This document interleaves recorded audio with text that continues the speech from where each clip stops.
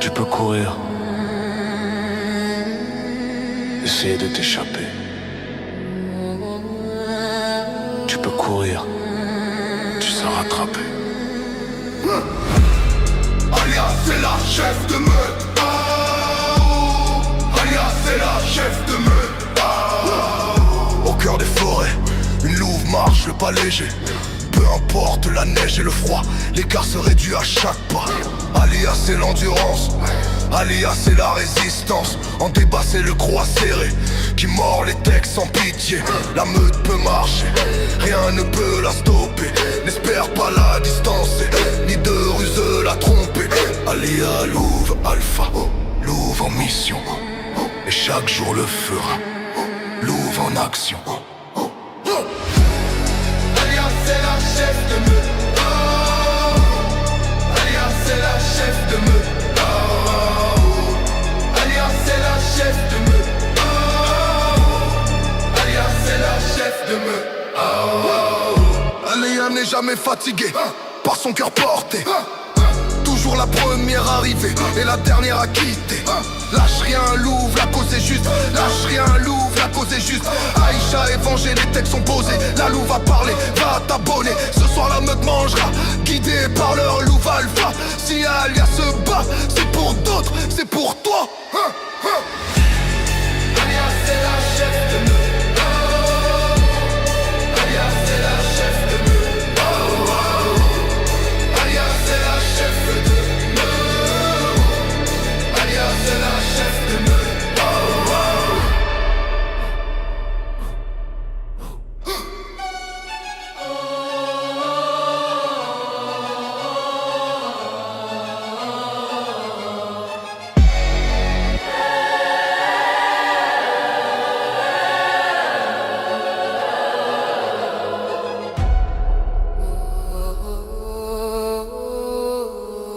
Alia, c'est la chef de meute.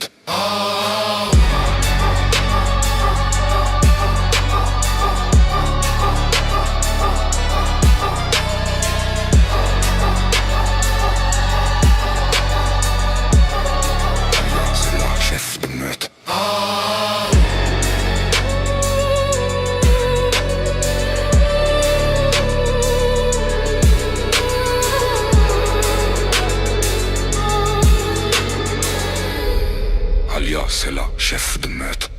Je m'appelle Silence et j'ai 42 ans de croyance. Je m'appelle Silence.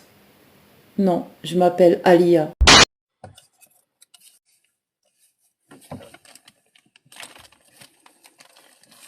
Kikou, kikou, les loulous, je suis derrière le rideau.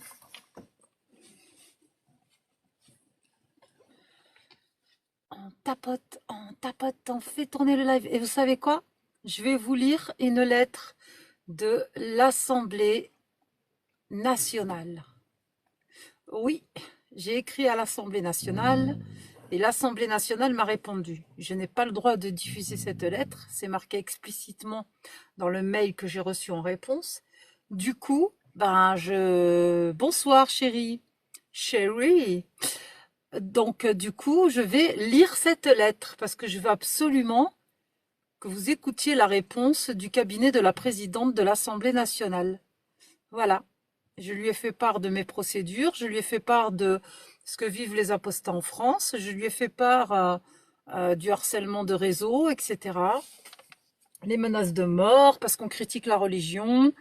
Ah, j'ai tout dit. J'ai lâché mon sac en 2 pages de lettres. Et j'ai envoyé ça aussi au Sénat, j'ai envoyé ça à Macron aussi. Et ouais. Et du coup, j'ai été étonnée de voir une réponse aussi rapide qui collait au sujet. Donc c'est même pas une réponse lettre type, c'est une vraie réponse. Et j'ai été ravie de cette réponse. Voilà. Et elle me soutient. J'ai le cabinet de la présidente de l'Assemblée nationale qui me soutient dans ma démarche et dans mon combat. Ferme ton mic! Mon pote de toujours, mon préféré dans le milieu et le combat des apostats. Bonsoir. Mesdames et messieurs, bonsoir. Et surtout bonsoir à Alia. Comment vas-tu, mon ami, depuis cet après-midi? On se quitte plus, on se quitte plus. Ça va. On se quitte Et toi? plus, t'as vu. C'est pour toujours. Les gens, ils vont se poser des questions. Ils vont dire, mais ils sont un couple, là. Et oui, tout se passe derrière le rideau. C'est ça, t'as vu. C'est pour ça que j'ai tiré le rideau. Eh, faites gaffe, on est peut-être dans la même pièce, hein. Ah oui, vous voyez pas que ça résonne? C'est bizarre. Ouais. Donc, je sais pas si tu as entendu le début du live. Il me semble que tu parlais de la lettre. Oui, cette fameuse lettre que je n'ai pas le droit de produire en public. C'est marqué explicitement dans la lettre. Du coup, je vais la lire. Je crois que c'est pas interdit de la lire quand même. Yes. Voilà. Donc, j'attends qu'il y ait du monde. Et quand il y aura du monde, je vais lire cette lettre de l'Assemblée nationale. Précisément, le cabinet de la présidente qui m'a répondu une semaine après l'envoi de cette lettre. Moi, je trouve qu'elle m'a vite répondu. Et en plus de ça, la réponse colle au sujet. C'est pas une réponse lettre type. Tu l'as vu, ferme ton mic. Ouais, exactement. Et franchement, elle est vraiment bien la lettre. Ça fait plaisir. Elle est bien explicite surtout. Mm. Donc j'attends qu'il y ait du monde. Merci le corsaire, mon ami de toujours aussi, mon préféré, mon chouchou. Vous êtes tous mes chouchous. En tout cas, ouais, dans la lettre, ils ont employé les termes, tu vois. Ils n'ont pas parlé chinois, ils ont utilisé les vrais termes. Exactement. Et c'est ça le truc. Et en plus, réponse en mail, direct. Là au moins, je vais ressortir la lettre après de machin. Je constitue un dossier de toutes les preuves depuis combien de temps on lutte et tout, qui on a interpellé, etc. C'est pas de la première heure qu'on est là en train de combattre en fait, quelque part. Ouais.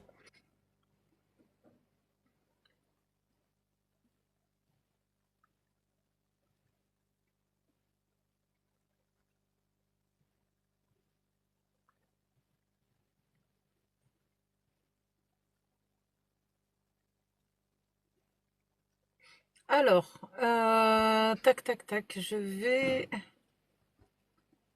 chercher la lettre.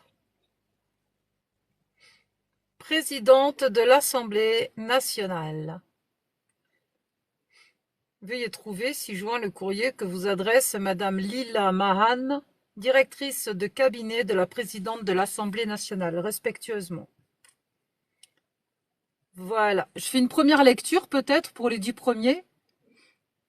Et je la relirai après. Qu'est-ce que t'en penses? Ouais, tu fais une première lecture, deuxième lecture, après on fait le tafsir, et après on ira voir les hadiths. D'accord. Alors, puisque vous êtes les 10 premiers, vous aurez l'honneur d'écouter la réponse de la lettre du cabinet de la présidente de l'Assemblée nationale, à qui j'ai écrit, avec une lettre, oui, l'honneur, oui, avec une lettre de 2 pages où j'ai exprimé et expliqué ce que je vis sur les réseaux depuis plus de 2 ans et les procédures qui ont eu lieu, etc. Donc elle m'a répondu ce qui suit. Madame, la présidente de l'Assemblée nationale a bien reçu votre courrier relatif à votre cyberharcèlement et m'a chargé de vous répondre. Elle tient d'abord à vous exprimer son plein soutien face aux menaces graves dont vous avez été la cible et aux épreuves que vous avez traversées. Les faits que vous relatez, ainsi que les décisions de justice rendues à votre encontre, rappellent que nul ne peut, en France, intimider, menacer ou réduire au silence une personne en raison de ses convictions, de ses choix spirituels ou de son engagement public. La présidente souhaite également saluer le travail déterminé des autorités judiciaires et des services d'enquête qui ont permis de condamner les auteurs de ces menaces. Ces décisions constituent des signaux clairs et garantissent la protection effective de la liberté d'expression et de la liberté de conscience garantie par notre État de droit. Je vous remercie pour votre témoignage qui conforte l'engagement de la présidente en faveur de la défense du principe de laïcité et de la liberté de culte qui protège le droit de croire et de ne pas croire et de s'exprimer en toute liberté à l'égard des religions dans le respect de l'ordre public. Vous pouvez être assuré de la vigilance sans faille de la présidente à l'égard de ces principes fondamentaux de la République. Je vous prie de croire, madame, à l'assurance de sa considération distinguée.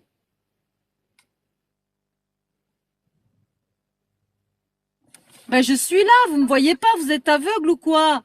Là, je suis là, regarde derrière le rideau. Wouh! Alors? Franchement, là, j'ai envie de faire une prière carrément. Masha'Allah. Là, on est dans le monde réel. Voilà, exactement. Donc, oui, je suis voilée. J'ai changé de religion. C'est mon droit en France de porter un voile ou de pas le porter. En étant non-croyante, mettre un hijab. Je peux faire ce que je veux, en fait. Non? Qu'est-ce que t'en penses? Ah, franchement, tous les coups sont permis, hein. Là, on est en France, t'es tranquille. Non, je me suis présentée à la présidente de l'Assemblée nationale dans mon courrier en tant qu'athée et ex-musulmane qui a quitté son dogme. Donc je rappelle qu'avant d'être musulmane, j'étais catholique, ça aussi je l'ai précisé. Je me suis convertie à l'islam en 2014 et j'ai quitté l'islam en 2024, 10 ans plus tard.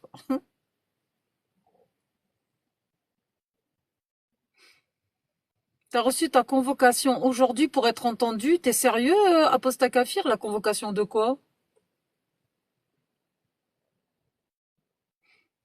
Quelle convocation? C'est quoi ce délire? Il y a un bordel en ce moment, ferme ton mic, laisse tomber, quoi. Je comprends plus rien, moi. Quel bordel? Je sais pas. Ah, je sais pas. J'ai pas compris, Apostat Kafir, ce qu'il a voulu dire. Ce qu'il a voulu dire. Bonsoir.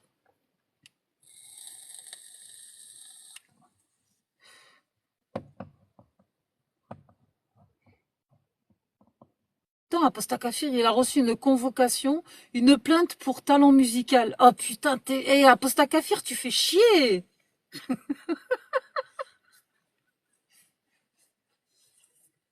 Il m'a fait peur.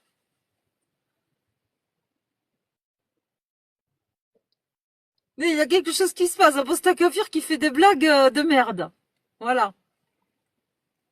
Ferme ton mic, wesh le blaze. Alors oui, je voulais aussi dire un truc. Je me suis énervée contre ma voisine hier. What's up, man? Qu'est-ce qui se passe? Ma voisine, Amel, algérienne, qui m'a même dit, bah, qui est musulmane, hein, qui fait musulmane couscous, qui fait le ramadan, vite fait, qui fait pas trop la prière, etc. Qui a fui la décennie noire en Algérie, on a le même âge et tout, etc. Un jour qui me sort, ouais, j'en ai marre de voir des femmes voilées, j'ai pas quitté l'Algérie pour retrouver l'Algérie en France. Moi, je veux voir des têtes blondes. Ok, d'accord. Mais quand je l'ai croisée hier, elle me dit, j'ai vu Insta et j'ai reconnu ta copine que je suis allée chercher à la gare pour la ramener chez toi. J'ai fait, ah oui, Adela. Elle me dit, oui, c'est ça, Adela. Mais elle pleure parce qu'elle peut pas rentrer en Algérie. Alors là, j'ai le seum qui est monté direct. Et du coup, c'est parti en cacahuète dans le quartier. Débat TikTok islam. Direct. Parce que j'ai commencé à lui dire, ouais, mais en Algérie, c'est la dictature, tu critiques l'islam, bim, prison, 5 ans. Elle dit, non, non, mais c'est pas ça, c'est pas une question de critiquer l'islam, c'est pas ça. Mais après, elle part sur la politique, elle dit, ouais, elle critique le gouvernement algérien. Et après, elle me sort, ouais, en Algérie, c'est tranquille, tu peux insulter le président comme tu veux, tu vas pas en prison. Après, ben, c'est tout et son contraire, hein, c'est comme dans le Coran, c'est pareil, elle m'a fait un truc coranique, là. Un truc coranique à sa façon. Et au final, ça s'est terminé comment? Quand je lui ai dit qu'en France, on va pas en prison parce qu'on a critiqué l'islam ou Allah, c'est pas comme en Algérie où tu prends 5 ans d'office. Et elle me dit, mais avant ça, elle m'a dit, elle fait pire que critiquer ou insulter le président du gouvernement, tout ça. Et à la fin, elle me sort, si, en France, tu peux aller en prison pour ça, mais tout ne se dit pas. Hein. Et là, j'ai explosé, j'ai pété un câble. J'essaye de lui expliquer un truc. La meuf, à la fin, je lui dis, tu veux pas m'écouter? Elle me dit non. J'ai dit, bah, dans ce cas, tout ce que je peux te dire, c'est ciao, passe une bonne journée, prends soin de toi. Mais en attendant, les lois françaises, tu les connais pas et je doute que tu connaisses même les lois algériennes. Et bim, dans ta face. Et a continué à faire, mais si, je connais la loi, je connais la loi. Donc voilà, c'est parti en cacahuète, elle m'a énervé. Bref, que de la merde. Avant de la croiser, je pars de chez moi, je mange dans ma voiture en roulant en première dans mon quartier mon pancake. Bah, il y a une voisine voilée qui aime pas trop les gens en fait. Hein. On se demande si elle s'aime elle-même. Elle m'a regardé de travers, on aurait dit qu'elle avait des famas dans les yeux, la meuf.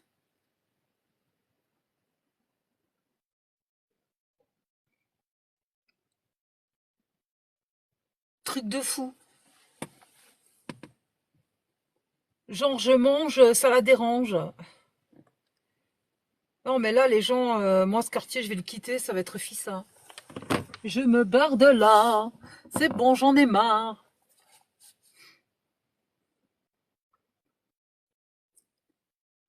T'es là, ferme ton mic. Ouais. Ah Désolé, ça avait sonné. Ah, c'est bon. Mehdi, si tu écoutes, je sais pas si tu as entendu, j'ai lu la réponse du cabinet de la présidente de l'Assemblée nationale qui a répondu à mon courrier. Moi, tu me diras, c'est pas la présidente elle-même, c'est son cabinet. Mais quand même, la réponse, elle est pas déconnante, quoi. Elle est hyper bien. Oui, monsieur Mehdi Reich. Tu veux que je te la lise? Attends, ben, je la relis encore une fois. Moi, je vais lire ça toute la soirée parce que franchement, cette lettre, elle m'a fait kiffer. Mais un truc de malade. On aurait pu dire, ouais, c'est une lettre type de réponse, on va bientôt vous répondre, vous inquiétez pas. Mais là, la lettre, elle est bien explicite, elle est claire et elle colle carrément au sujet que j'avais précité. Donc, je la lis. Hein. Tu es là, Mehdi? Bon, je la lis. La présidente de l'Assemblée nationale a bien reçu votre courrier relatif à votre cyberharcèlement et m'a chargé de vous répondre. Elle tient d'abord à vous exprimer son plein soutien face aux menaces graves dont vous avez été cible et aux épreuves que vous avez traversées. Et les faits que vous relatez, ainsi que les décisions de justice rendues à votre encontre, rappellent que nul ne peut, en France, intimider, menacer ou réduire au silence une personne en raison de ses convictions, de ses choix spirituels ou de son engagement public. La présidente souhaite également saluer le travail déterminé des autorités judiciaires et des services d'enquête qui ont permis de condamner les auteurs de ces menaces. Ces décisions constituent des signaux clairs et garantissent la protection effective de la liberté d'expression et de la liberté de conscience garantie par notre État de droit. Je vous remercie pour votre témoignage qui conforte l'engagement de la présidente en faveur de la défense du principe de laïcité et de liberté de culte qui protège le droit de croire, de ne pas croire et de s'exprimer en toute liberté à l'égard des religions dans le respect de l'ordre public. Vous pouvez être assuré de la vigilance sans faille de la présidente à l'égard de ces principes fondamentaux de la République. Je vous prie de croire, madame, à l'assurance de sa considération distinguée. Voilà, monsieur. J'ai lu la lettre, je peux la relire toute la soirée, ça ne me dérange pas. Parce que franchement, je suis vraiment ravie. Ah ben ouais, c'est pas mal, parce que franchement, ben là, la justice, de toute façon, sait ce que je fais sur les réseaux sociaux, puisque mon avocate s'en est pas cachée. Elle a bien précisé et rappelé à monsieur à la barre que la critique de la religion est autorisée et j'ai aussi le droit de critiquer l'islam. Monsieur n'a pas été d'accord, mais on s'en fout, c'est comme ça en France. Va falloir vous y faire. Donc la justice jamais ne me condamnera parce que je déballe des textes religieux en live, parce que je dis que la religion, elle est dérangeante, parce qu'il y a des textes de l'islam qui dérangent, et la justice ne me condamnera jamais parce que j'ai fait du satire ou parce que j'ai insulté la religion. Je n'insulte pas les gens. Je suis dans mon droit de me moquer d'Allah, de me moquer d'un prophète et de me moquer de qui je veux. La justice sera de mon côté, l'Assemblée nationale est de mon côté. J'ai écrit au Sénat, j'ai écrit à plein de journalistes sans me cacher de qui je suis et de ce que je fais sur les réseaux.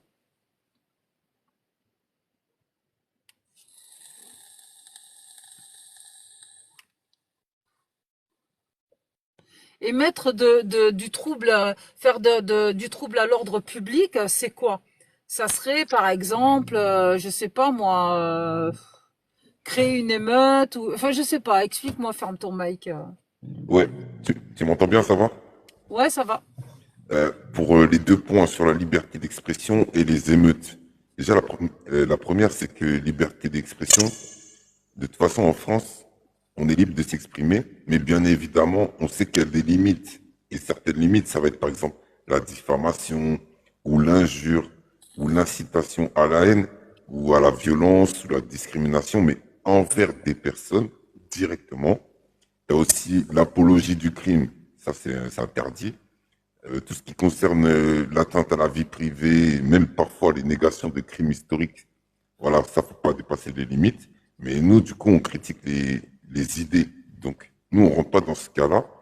Mais par contre, pour le trouble à l'ordre public, c'est par exemple comme moi quand j'étais avec Adela à Châtelet et qu'on a sorti le Coran et tout, on a déclenché une espèce d'émeute, mais on n'a pas eu de souci. Mais c'est vrai que si tu crées un trouble dehors et que tu crées une grosse bagarre et tout, que les magasins ils sont cassés et tout, bah là on va venir te voir parce que là, à cause de toi, t'as mis la pagaille. C'est ça. Donc, faire un trouble à l'ordre public, c'est sortir du contexte de la laïcité, en gros, en fait. Parce que nous, quand on critique l'islam, qu'on se moque du prophète, qu'on dit qu'Allah a la poubelle, Allah n'existe pas, etc., on ne crée pas un trouble à l'ordre public. Exactement. Par contre, si Rachid arrive en face et qui veut défendre absolument sa religion et que je commence à insulter Rachid de sa personne, là, je peux commencer à créer un trouble à l'ordre public. Il peut se retourner contre moi parce que je l'ai insulté, je l'ai diffamé, je lui ai inventé une vie. Comme il y en a certains qui font sur les réseaux sociaux. Hein. Tu sais, ils te connaissent pas, ils t'inventent une vie. C'est kiff-kiff, c'est pareil. Hein. Ouais. Et d'ailleurs, par rapport au doxing, justement, ça c'est l'atteinte à la vie privée. Et là, c'est une limite. Parce que s'il y a des gens qui viennent donner nos informations sur Internet et qu'après on nous fait par exemple une Samuel Paty, bon, on ira voir Exactement. ces personnes-là. Exactement. Mais nous, on peut doxer Allah. Hein. Comment on fait? T'as ses coordonnées? Bah, lui, ça va, c'est facile. À ce qui paraît, il est partout. Ah ouais, c'est vrai, il est même dans les toilettes.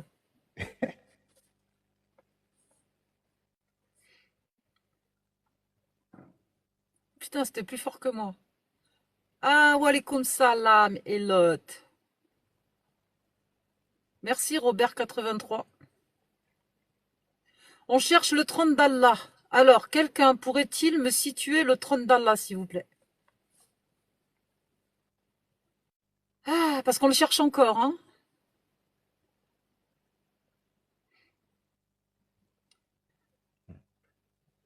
Attention, ferme ton mic. On sait que c'est un Renoir. Ça commence à être limite.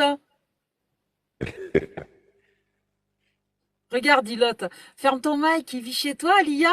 Ah, peut-être. On est peut-être même dans la même pièce, hein? Ah, les petits curieux.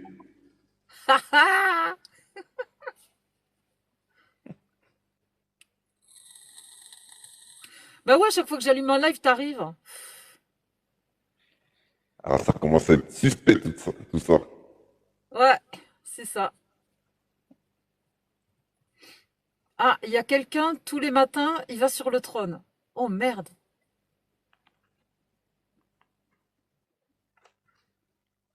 Le Suspense. trône.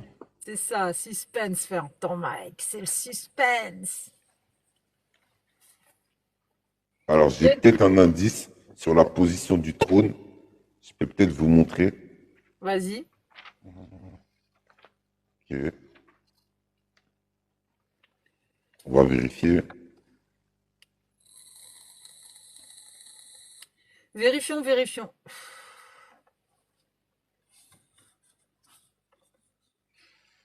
Ok. Bon, je suis pas sûr. Là, vous allez à l'adresse du Boukhari 3199. Ça, c'est le nom de la rue.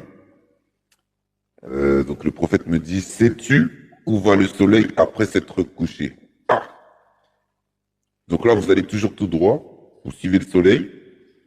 Dieu et son envoyé sont ceux qui le savent le mieux, répondis-je. Eh bien, reprit-il, il s'en va se prosterner sous le trône d'Allah. Ok, c'est bon. Masha'Allah. Donc le trône d'Allah, il est là où le soleil se couche. Voilà, donc vous allez à la rue 3199, vous tournez à gauche, ensuite vous allez toujours tout droit, vous suivez le soleil, une fois qu'il se couche, vous arrivez au trône, c'est en dessous. Ah, ok, d'accord. Bon, ça y est, on a trouvé le trône d'Allah. C'était facile, hein? Ouais, c'est bon. Starfoula, t'as écrit sur le Coran? Ah, Starfula, j'ai blasphémé. Aïe, sur un hadith authentique. Oh, aïe, aïe, la parole d'Allah est massacrée. Ah ouais, en plus là, là, j'ai dessiné le trône. On va dire que c'est une chaise bizarre. Voilà. Merci à tous.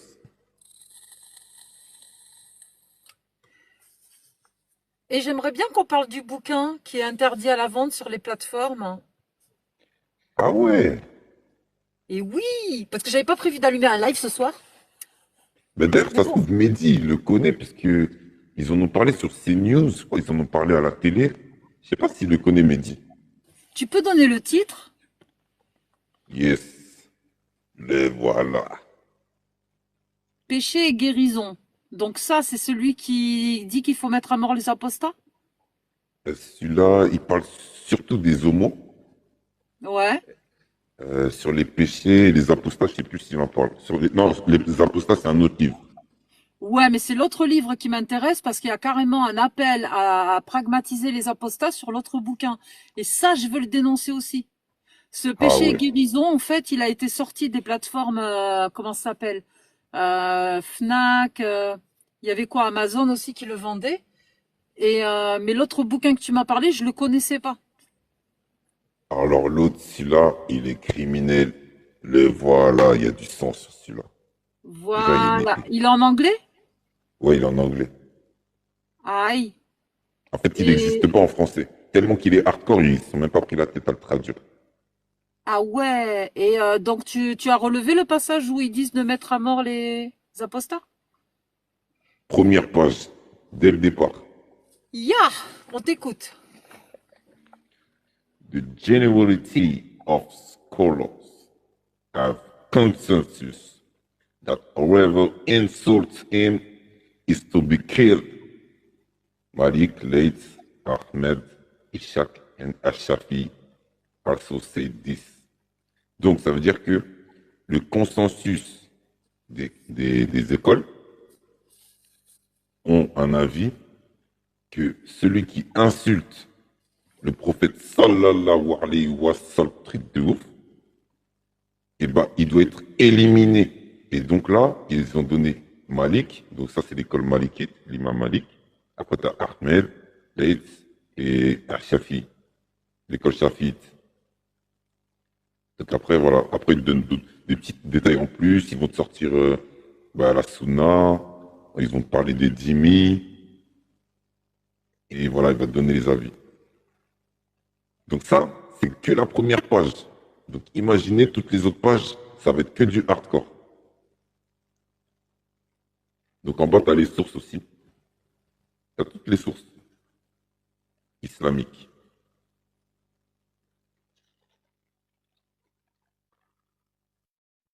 Il y a Mehdi qui dit tu peux prendre n'importe quelle page, c'est une condamnation. Mais on t'écoute, hein.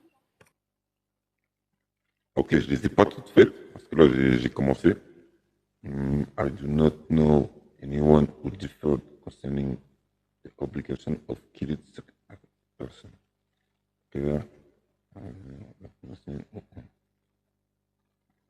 Ouais, faut que je continue de tout bien traduire et de tout bien référencer par rapport aux sources.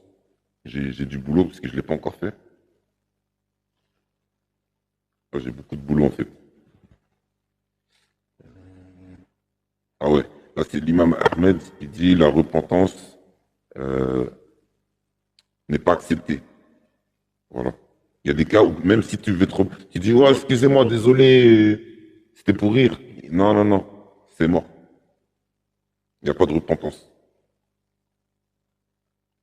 Tandis que même l'apostat, lui, il a 3 jours, des fois, donc ça va. Mais quand tu insultes, là c'est hardcore. Il n'y a pas de. Là c'est un point de non-retour. Donc voilà, ça c'était rapporté dans Ash-Shafi'i avec Abu Bakr.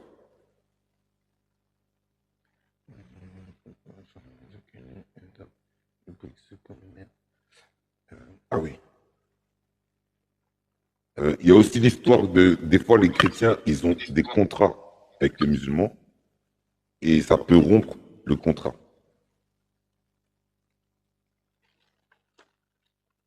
Et voilà, j'ai du boulot. Je viens de me rendre compte que je me suis trompée de profil pour allumer mon live. Ah C'est pas ouais, grave. pour enregistrer. Non, non, non, ça revient au même, mais je me suis montée avec le profil où je voulais allumer le live. Je croyais que j'étais sur le bon profil, je me suis plantée. C'est pas un problème. Je veux rester là, c'est pas grave. Ok. Mais en tout cas, ouais, Bien. Mehdi, il a raison parce que lui, apparemment, il a lu. Et c'est vrai que celui-là, il est violent. C'est Ibn Taymiyyah, lui, il est très, très violent. Shir al-Islam, donc contre celui qui insulte le messager. Et en français, ça veut dire l'épée dégainée. Donc là, religion d'épée. C'est pas une religion de paix, une religion d'épée. Sword.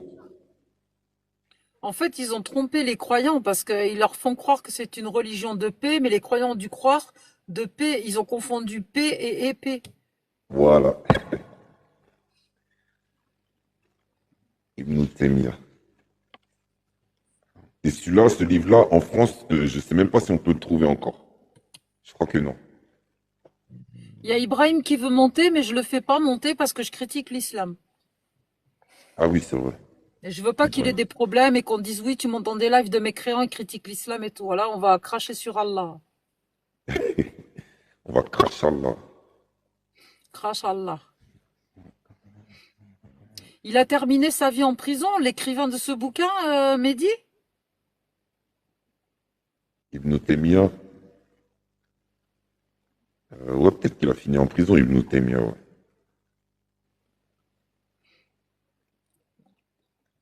Ibn Kathir. Et là, apparemment, il y a même un consensus entre les compagnons, les compagnons. Parce qu'il y a plusieurs consensus. Il y a le consensus des 4 écoles, tu as les consensus explicites ou sahir, tu as les consensus soukouti et les consensus des compagnons. Donc Abou Bakr et toute l'équipe.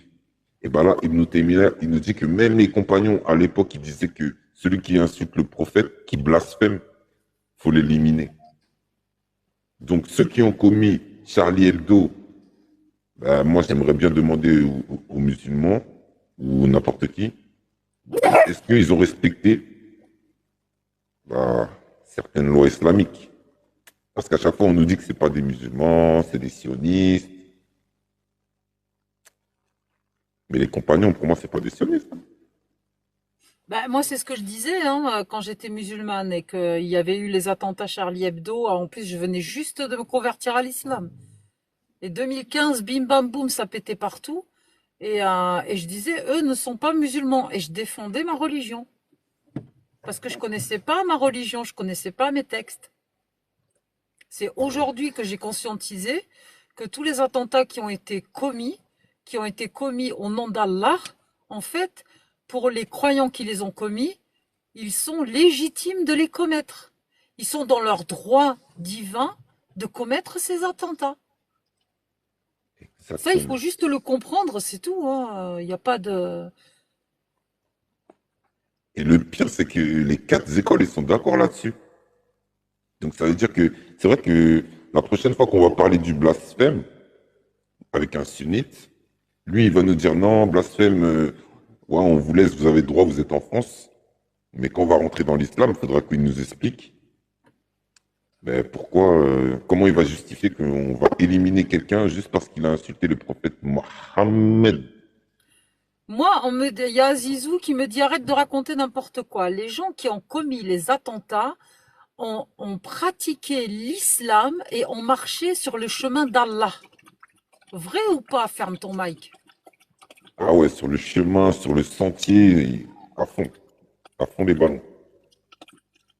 Et ça fait partie des textes qu'il y a dans l'islam sunnite.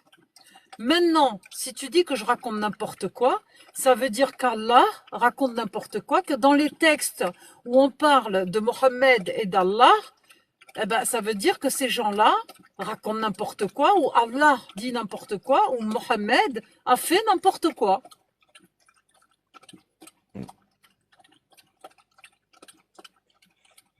D'ailleurs, il y a un hadith. Mais regarde, ferme ton mic, c'est toujours la même rhétorique. Quelle science faut-il avoir pour comprendre tous les bouquins qu'on est en train de lire? D'où l'islam est compliqué, d'où l'islam est scientifique. Vous êtes sérieux les gens? Tu me parles de science? Quelle science il y a dans l'islam? Quelle science? Je pense Il n'y a qu'il confond. rien. Je pense qu'il confond parce que ça, pour moi, ça, c'est de la vraie science. Tu vois, la Terre, l'univers, tout ça. Là, on rentre dans la science. Mais quand tu me parles de Ibn Taymiyyah et qu'il faut éliminer quelqu'un qui insulte un être, un prophète soi-disant, et qu'il faut l'éliminer, je vois pas, on parle de quelle science en fait. Seuls les doués d'intelligence savent. Il nous ressort les rhétoriques habituelles qu'on a l'habitude d'entendre. Les doués d'intelligence savent, justement, ben c'est nous. Voilà, parce qu'on a ouvert les bouquins, on a pris le temps de lire vos livres que vous ne lisez même pas, et les doués d'intelligence, au final, ben c'est nous. Voilà. Merci pour comment dire, le compliment. J'apprécie. C'est très très gentil. Merci beaucoup. D'ailleurs, je crois qu'il y a un hadith, celui-là, je l'ai, c'était l'histoire d'une femme, je crois, qui était aveugle ou sourde, où je crois qu'elle avait insulté le prophète, et elle s'était fait éliminer. Et celui-là, je Excuse-moi, connais. ferme ton mic. Hein. Non, mais c'est trop fort. Regarde la phrase qu'il y a dans le commentaire, s'il te plaît, s'il te plaît. Le cerveau de ton cœur est scellé. Ouais, T'as c'est écrit compris dans le le Coran, truc? je crois. Le cerveau de ton cœur est scellé. Le Ok. cerveau de ton cœur. Ok, donc il y a un Ouais, le cerveau cerveau dans est le dans cœur. la tête. On est d'accord, le cerveau, c'est dans la tête. Le cœur, il est dans la poitrine à gauche. Ouais. Ouais, je pense que c'est vraiment de nous qu'il parle quand il dit que c'est fait pour les doués d'intelligence. Il peut pas parler de lui, c'est pas possible. Pardon, mais excuse-moi, mais quand je lis ce genre de phrase, gars, Azizou, sérieux, respecte-toi, mec. Essaye de réfléchir avant d'écrire. Oui, le cœur contient un cœur. Azizou, s'il te plaît, respecte-toi et réfléchis avant d'écrire. Parce que tu es en train de t'afficher là, sérieux. Salut, C'était pour... Chenipan. ويا الديبابات يا الحبابات وياسين ويا التلوينات يا الله أكبر يا Lui, il arrête pas de monter troller dans les lives. Putain, t'es médecin et tu nous sors qu'il y a un cœur dans le cerveau. Mais arrête un peu, Azizou, sérieux. Oh là là, j'en peux plus. Mais ça va, TikTok le C'est un cerveau troll. contient un cœur, tu veux nous dire, hein, et tu me dis que t'es médecin. Putain, mais t'as aucun respect pour toi-même. Hein. Mercredi, je vois mon chirurgien, je vais lui demander si j'ai un cœur dans le cerveau. Le foie de mes poumons est clairvoyant, c'est la science. C'est la science. Putain.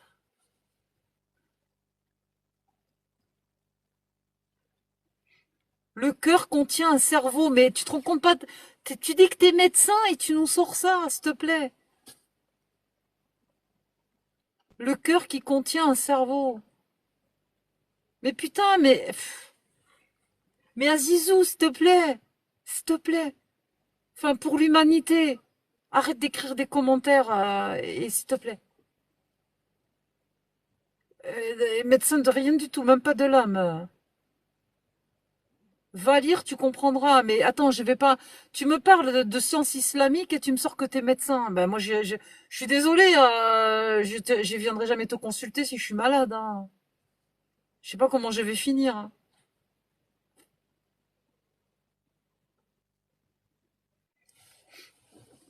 Azizou, si tu veux, monte nous expliquer. Peut-être qu'à l'écriture, t'as du mal à t'exprimer. Mais arrête d'écrire tes commentaires là, s'il te plaît, pour le respect de l'humanité. Oh putain, il est cardiologue et il y a un cerveau dans le cœur. Ou un cœur dans le cerveau, je sais pas. Du coup, qu'est-ce que tu veux nous lire? Ferme ton mic. Là, je suis en train de découvrir en même temps que je suis sur le live. Ouais. Là, carrément, il se base sur la sourate At-Tawbah, verset 29. Vous voyez ici. Il reprend un des versets du Coran pour justifier le fait qu'on doit éliminer une personne qui blasphème, quoi. En gros, la religion, le messager, le Coran et tout. Et c'est un consensus des Sahaba, donc les compagnons. Et c'est aussi basé sur la Sunna. Et donc là, il a écrit en anglais le verset. Je vais le lire après en français si tu veux. Mais c'est la sourate At-Tawbah, verset 29. De toute façon, cette sourate, on sait qu'elle est criminelle. Et voilà, il utilise La le sourate verset. là? Ouais, Ah, j'ai pas le Coran avec moi, dommage. ok, je vais la lire.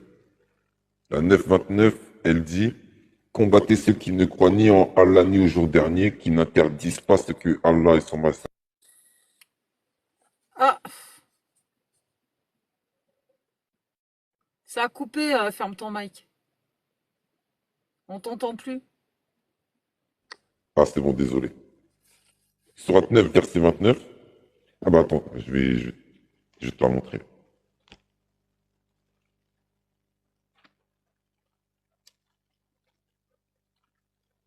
Ok, là voilà. Combattez ceux qui ne croient ni en Allah ni au jour dernier, et qui n'interdisent pas ce qu'Allah et son messager ont interdit, et qui ne professent pas la religion de la vérité parmi ceux qui ont reçu le livre, jusqu'à ce qu'ils versent la capitation par leurs propres mains et en état d'humiliation. Bon, en fait, Ibn Taymiyyah, quand il a fait son interprétation, ben, il a rajouté ça en plus. Après, il y a d'autres versets, mais celui-là, il va l'utiliser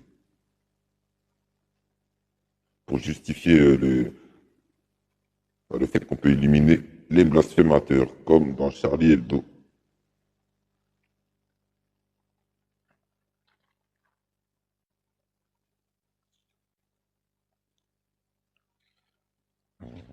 Là aussi, il prend la sourate At-Tawbah, verset 12 et verset 8. C'est pour ça que souvent la sourate At-Tawbah, celle-ci, elle est criminelle.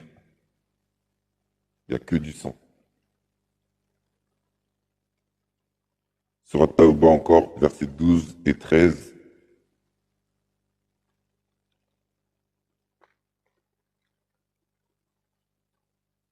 Donc voilà, j'ai du boulot.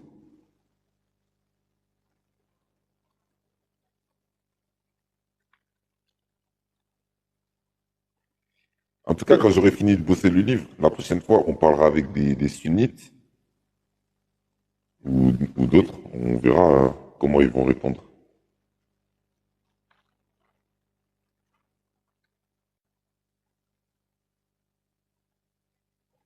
Vers Allah, bonsoir. Bonsoir, comment vous allez? Ça va et toi? Ça va et vous? Oui, très bien, on t'écoute. Pardon? On t'écoute. Ah ok. Je suis juste monté. Je vois que vous attaquez le hadith ou le Coran, je sais pas. On était en train de mettre au grand jour des textes concernant justement la mise à mort des apostats. à travers les hadiths, la sourate Al-Tawbah, à travers le Coran, les hadiths, les tafsirs. Des bouquins qui ont été écrits en anglais, qui sont en vente actuellement, où il est écrit qu'il faut pragmatiser les apostats qui critiquent Allah, son prophète, ou qui insultent le prophète et Allah. Voilà. Qu'est-ce que t'en penses? Non, l'islam n'a jamais dit qu'il faut tuer les apostats. Ferme Sauf, ton mic, sauf- tu peux lire le... Ouais. Bonjour, monsieur. Ok. bonjour, affichez la sourate, je vais voir. Oui, bien sûr. On va t'afficher la sourate, t'afficher le hadith, t'afficher tout ce que tu veux. Ok. Euh, je vais commencer par la sourate 9. Après, je ne sais pas si le monsieur, sa méthodologie, mais on va voir. Est-ce que tu es musulman sunnite vers Allah? Je suis sunnite, oui. D'accord. Nous, on parle de l'islam sunnite, justement. Ça tombe bien. Ok. Ok. Monsieur, vous avez le Coran avec vous pour vérifier que ce qu'on dit, c'est bien vrai ou pas?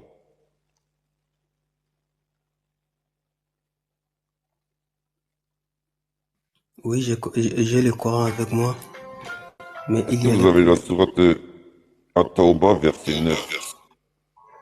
Surat At-Tawbah, verset 9. Oui. C'est là où Allah dit, je pense,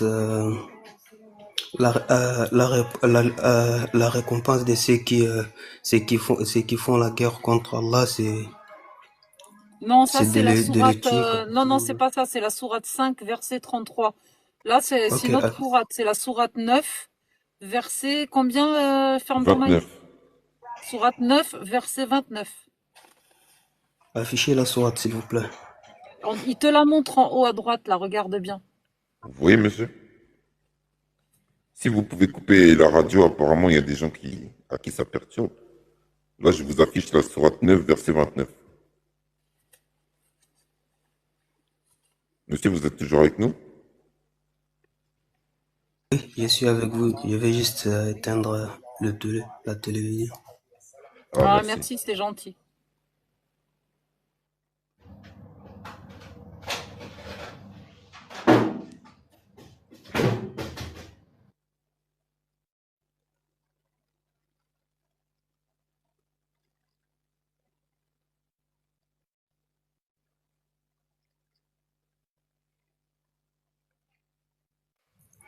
Oui, allez-y. Ok. Combattez ceux qui ne croient ni en Allah, ni au jour dernier, qui n'interdisent pas ce qu'Allah et son messager ont interdit et qui ne préfèrent pas la religion de la vérité. Parmi ceux qui ont reçu le livre, jusqu'à ce qu'ils versent la capitation par leurs propres mains, après s'être humiliés. Monsieur, vous êtes toujours là? Oui, je suis là. Lisez la lecture jusqu'à la fin, s'il vous plaît. Ça y est, j'ai fini le premier verset en question. Ok. Oui. Est-ce que vous pouvez nous dire déjà, est-ce qu'il y a un problème ici ou on continue? Ah, ok. Oui, je veux...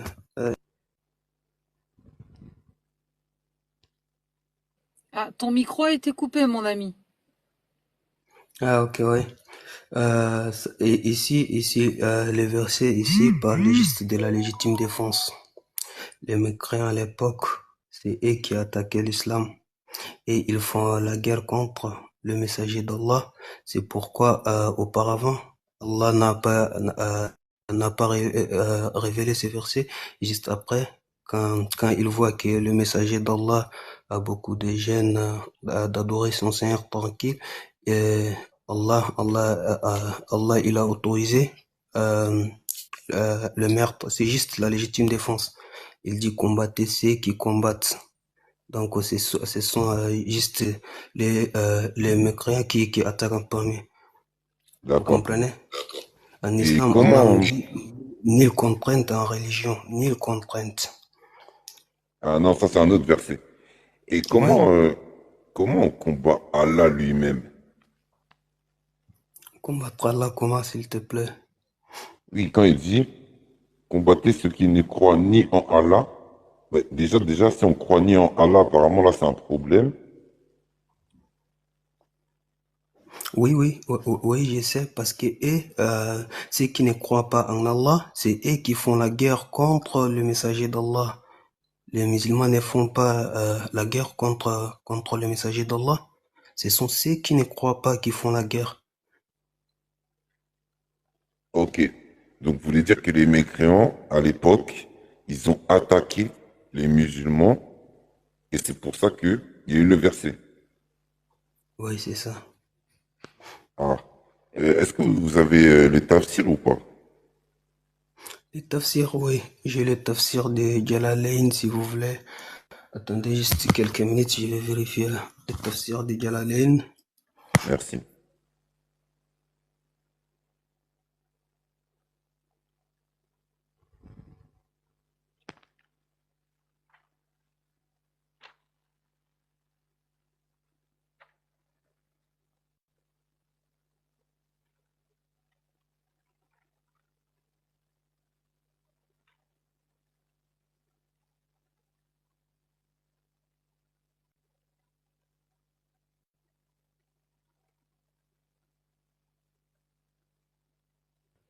لاباس الحمد لله أغنسليم.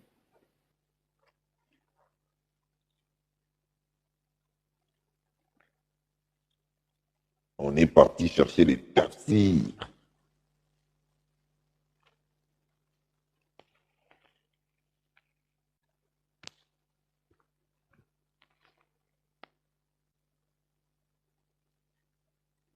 Moi, Oh, mon Dieu, Agnos, c'est Hamdou Alia. Pardon. oh, Agnos Lim, fais attention, hein. Si tu combats Allah, attention à tes fesses, ça va chauffer. C'est écrit dans le livre, hein.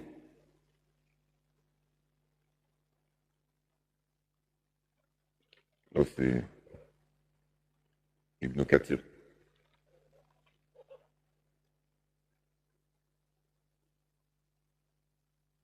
Donc le monsieur, il a dit, apparemment, il y avait des non-croyants, ils ont attaqué les musulmans. Ils étaient méchants. Par contre, je tiens à informer le public que je ne suis pas kabyle. Merci beaucoup.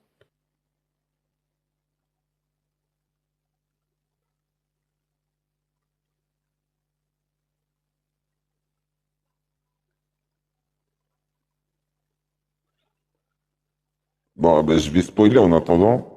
Alors, Agno, il a dit...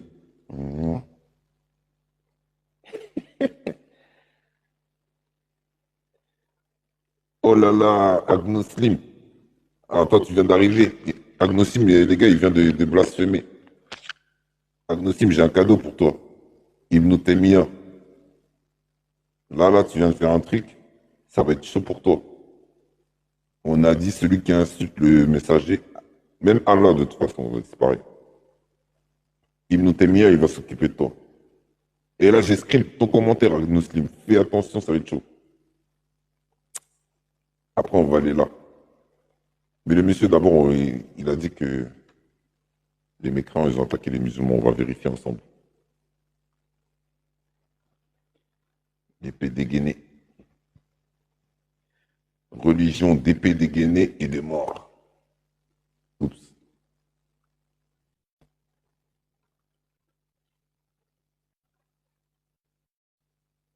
Bah oui, Agno, si t'insultes...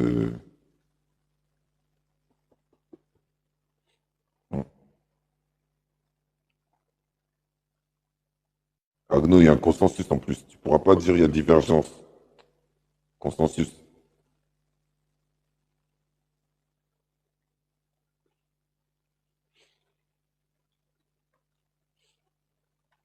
En tout cas, Agno, si jamais tu survis pas, on t'aimait bien. On t'aimait bien, frérot. Mais t'aurais jamais dû blasphémer. Tu vas nous manquer, Agno.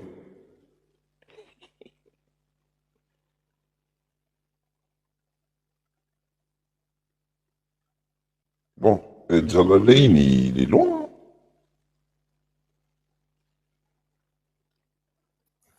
Ah, vous êtes là? Ah oui, nous, on est toujours là. On est là, on a Ibn Kathir avec nous aussi. Ok, merci beaucoup. Ok, après, après vous avez les tafsirs d'Ibn Kathir. D'après les Oui. tafsirs des Jalalain, il dit ce verset a été révélé à l'époque du prophète Mohammed sallallahu alayhi wa sallam dans un contexte de conflits politiques et militaires entre la communauté musulmane de Médine et certains empires ou groupes voisins, notamment l'empire byzantin et certaines tribus alliées. Mhm. Vous avez Tafsir fini? d'Ibn Kathir dit quoi là-bas? Ah, Oui, le tafsir d'Ibn Kathir dit quoi? ah, merci. Il dit, ce verset a été révélé pour ordonner aux musulmans de combattre pour la première fois les gens du livre. Ici, les gens du livre, c'est les chrétiens et les juifs. Après que la question des associations fut réglée et que les gens entrassent en masse dans la religion de Dieu. Donc, le verset il a été révélé pour dire aux Oui, musulmans de combattre pour la première fois les juifs et les chrétiens. Là, on a encore une autre oui, partie un peu c'est la plus première explicite. fois où Allah a ordonné de tuer. Il ne faut pas dire le C'est mot. juste la Là, première fois ici, la première fois où les versets, c'est juste la première fois où les versets de la légitime défense a été révélé pour le musulman. C'est pourquoi il a dit c'est pour la première fois. Donc, c'est où il a dit ce sont les musulmans qui combattent les mécréants en premier. C'est juste la ok. légitime défense. Mais parce que, juste une précision, parce que là, il dit que les musulmans, ils doivent aller combattre pour aller les dire. Mais j'ai pas encore vu où est-ce qu'il est écrit légitime défense dans le tafsir.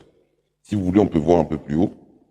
Puisque ces gens ont dénié Mohammed sallallahu alayhi wa sallam, ils ne croient plus réellement à aucun des prophètes précédents, ni aux messages avec lesquels ceux-ci ont été suscités, mais ils suivent leur passion, leur propre avis et ce qui professait leur père, et non la loi de Dieu et sa religion.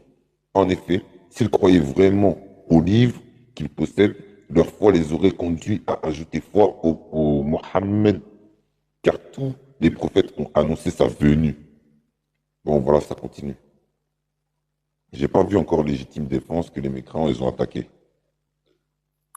La légitime défense, pas besoin de mettre la légitime défense pour savoir que c'est la légitime défense. Même les historiens témoignent de ça.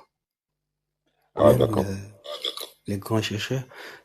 Parce que à l'époque, quand Mohammed est venu avec son message, tout le monde était contre lui. Ils les combattent, ils veulent les faire sortir de la Mecque. C'est pourquoi après, quand l'islam est un peu renforcé par des hommes forts des Médines, Allah a autorisé la légitime défense. C'est juste pas besoin de mettre la légitime défense pour que tu connais. Ok, mais c'était dans quelle bataille ça? Bataille de Badr, bataille de Houdoud. C'est quelle bataille ça? Ok, la bataille de l'islam, la première bataille de l'islam, c'est la bataille des Badr. Étant donné que c'est le premier combat, c'est que c'est la bataille des Badr. Mais comment vous savez que... Ah, ok, j'ai compris. Donc là, comme il a dit, c'est la première fois. Ça veut dire que c'est la bataille de Badr. Et à la bataille de Badr, à Badr, c'est les mécréants qui ont attaqué les musulmans, c'est ça? Les, euh, déjà, la bataille des Badr a été faite par un rendez-vous donné par les mécréants eux-mêmes. Les musulmans étaient au nombre de 114 et les musulmans étaient au nombre de 114 et les mécréants étaient au nombre de 300 quelques, voire même 400 quelques. D'accord, ok. Merci. Donc, dans ce cas, on va aller vérifier aussi ce qu'ils ont compris, les savants, vu que vous êtes sunnite, vous suivez quelle école?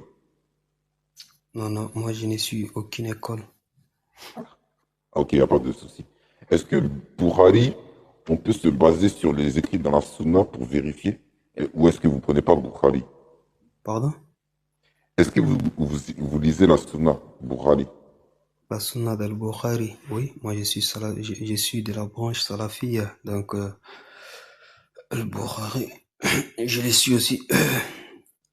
Ok, on peut aller voir pour comprendre la continuité du contexte. Ok, ok. Merci. C'est moi. Vous avez le 6922. Est-ce que vous connaissez déjà ou pas? Les 6922, écrit m'a dit, on avait. Lis s'il te plaît, je vois pas Ok. mal, je vois très mal. On avait amené à Ali des apostats. Les apostats, vous savez, c'est les mortels. Ceux qui ont apostasé, ils sont sortis de l'islam. Ils ne croient plus aux messagers en Allah. C'est eux. Et il les fit brûler. En apprenant cette nouvelle, Ibn Abbas dit, si c'eût été moi, je ne les aurais pas fait brûler parce que l'envoyé de Dieu l'a défendu lorsqu'il a dit, n'infligez pas le châtiment de Dieu, et je les aurais fait mettre à mort, à M, à cause de ces paroles de l'envoyé de Dieu, parce que le prophète Mohammed, il a dit, quiconque change de religion, il faut le dja. Ok, d'accord. Juste, on prend juste la dernière phrase du prophète Mohammed sallallahu alayhi wa sallam où il dit, quiconque change sa religion, on doit le tuer, c'est ça?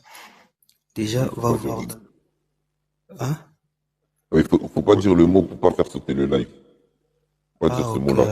Ah, ok, ok. Désolé, je comprends. Donc, on va voir dans les tafsir les commentaires des hadiths. Par exemple, dans Ibn Al-Mu'atta. Hajar, Pardon? Fatal Bari, At-Tabari, non, At-Tabari ne fait pas les commentaires des hadiths. Par non, exemple, Fat, Imam Malik, Fatal Bari de Ibn Hajar. Fat al-Bari, je pense Ouais. pas Fat al-Bari, j'ai pas le Fat al-Bari avec moi. Quand les prophètes avaient dit ces hadiths, c'est-à-dire ceux qui changent leur religion. Entre-temps, l'islam, il y a des guerres entre les mécréants et les musulmans. Donc, quand les mécréants quand les musulmans ils changent leur religion, ils deviennent des hypocrites. Ils annoncent les informations secrètes des musulmans aux mécréants. C'est pourquoi le prophète a dit, ceux qui changent leur religion, il faut le terme que vous ne voulez pas que je prononce.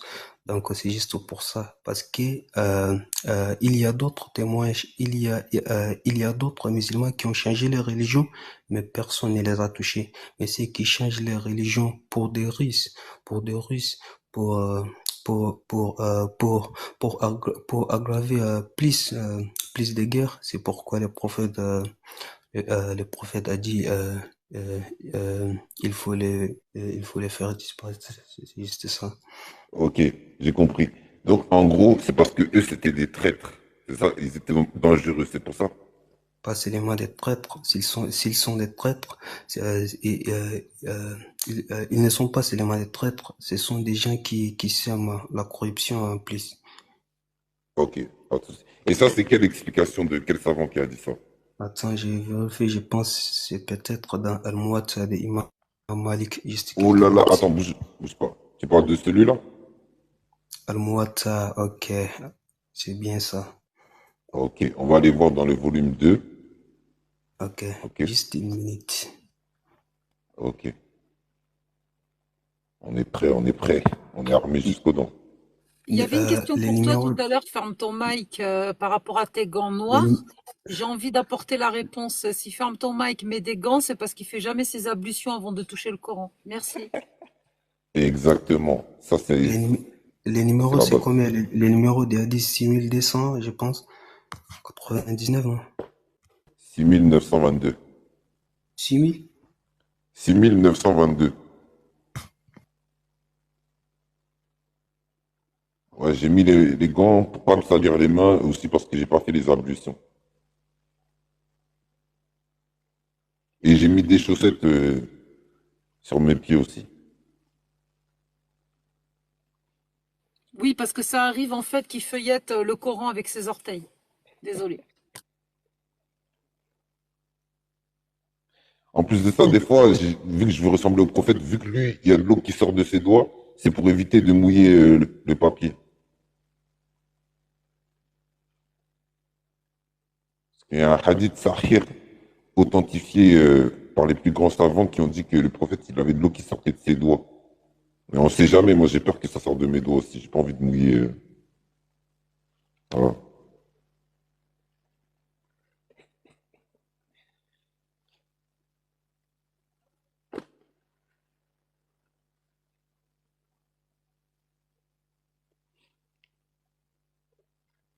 Donc le monsieur est parti voir l'explication du hadith.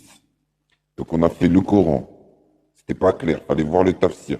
C'est pas clair. Après, faut voir le hadith. C'est pas clair. Faut l'explication du hadith.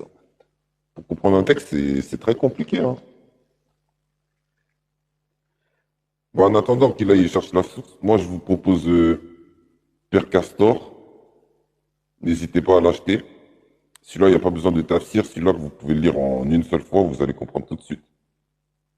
Pour s'endormir, c'est bien. Père Castor. Voilà. Il raconte des histoires et tout. Ah, c'est pas mal, hein. Bon, vous m'emmerdez avec cette histoire de ferme ton Mike et Renoir. Il est blanc comme un cachet. Même les Japonais sont encore plus bronzés que lui. Vous êtes bêtes alors.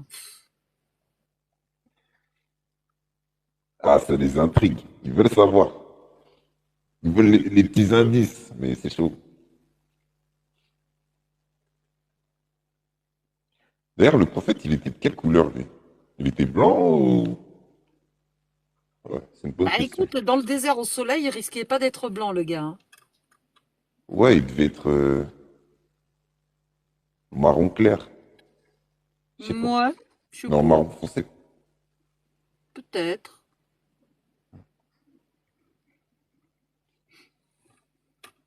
Et Jésus, il était de quelle couleur?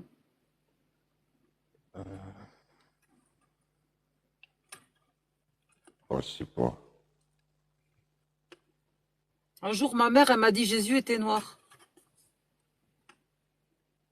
Ah ouais, Ouais. avec les cheveux longs, lisses. Non, ils étaient frisés. Ah, ah ouais, t'imagines si Jésus, il ressemble à un Renoir avec une touffe et tout, style Renoir. Ouais, à ce qui paraît, Jésus, c'est un rastaquouère.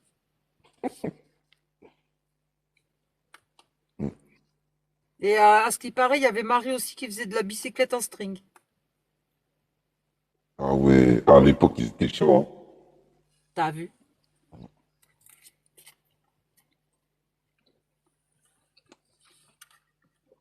Bon, on parlait de Mohamed, là, on disait quoi? Ah, vous êtes là? Ah, Ouais, nous, on on est est là. là, on attendait. C'est dans Al-Mudawana al-Kubra, dans Ah, le, Mutawana, dans ok. le livre Kitab al-Hudud. Kitab al-Wudud, ouais. Ok. Avant d'aller là-bas, est-ce qu'on peut commencer par l'imam Malik? L'imam Malik. Oui, celui-là, dans Al-Muwatta. Ok. Et tu es de quelle branche d'abord? Moi? Oui. Moi, j'ai pas de branche, moi. Ah, ça a sonné. Ah, ok. Désolé, dans ce cas, je vous laisse pour aujourd'hui. Ok, bon. Ouais, on se follow à la prochaine. Ok, Inch'Allah. Inch'Allah.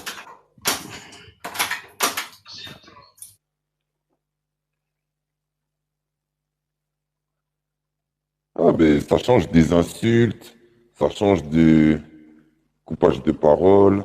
C'était tranquille. Très agréable. Franchement, le monsieur, très respectueux, très gentil, très agréable. Cherchez qu'à discuter respectueusement. Bonsoir. Bonsoir, Murtad. Comment tu vas bien? Ben, je vais bien, justement. Je me suis dit, ça fait très longtemps que je ne suis pas passé te voir, donc il faut bien que je passe quand même. Est-ce que tu veux que je te lise la lettre que j'ai reçue de l'Assemblée nationale? De l'Assemblée nationale, ma chère. Alors là, Monsieur, je j'ai coupe mon écrit à micro et je l'Assemblée. suis tout. Je suis tout Ah, oui. j'ai écrit à l'Assemblée nationale, au Sénat, à plein de journalistes et j'ai en fait, comment dire, dénoncé plein de choses. Donc j'ai parlé de mes procédures, j'ai parlé de la critique que je fais sur les réseaux, que ça m'a coûté d'aller au tribunal 2 fois, etc. Donc en réponse, voici, cher monsieur, ce que j'ai eu comme réponse. Madame, alors, la présidente de l'Assemblée nationale a bien reçu votre courrier relatif à votre cyberharcèlement et m'a chargée de vous répondre. Elle tient d'abord à vous exprimer son plein soutien face aux menaces graves dont vous avez été la cible et aux épreuves que vous avez traversées. Les faits que vous relatez, ainsi que les décisions de justice rendues à votre encontre, rappellent que nul ne peut en France intimider, menacer ou réduire au silence une personne en raison de ses convictions, de ses choix spirituels et son engagement public. La présidente souhaite également saluer le travail déterminé des autorités judiciaires et des services d'enquête qui ont permis de condamner les auteurs de ces menaces. Ces décisions constituent des signaux clairs et garantissent la protection effective de la liberté d'expression et de la liberté de conscience garantie par notre État de droit.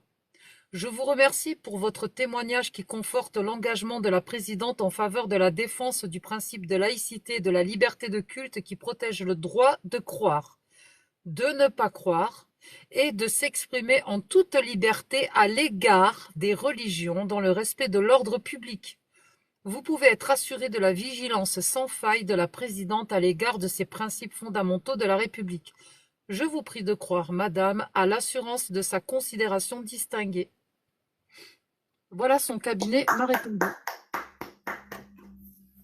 Très bien. Machallah. Ouais, c'était... Macha elle, en tous les cas. C'est ça. Machanou.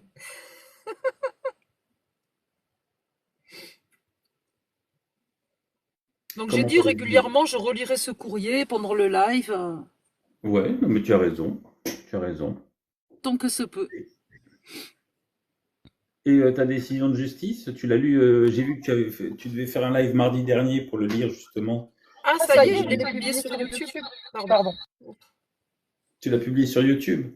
Ah ben, Yes. j'irai jeter un œil. Ah oui, il faut. Hmm.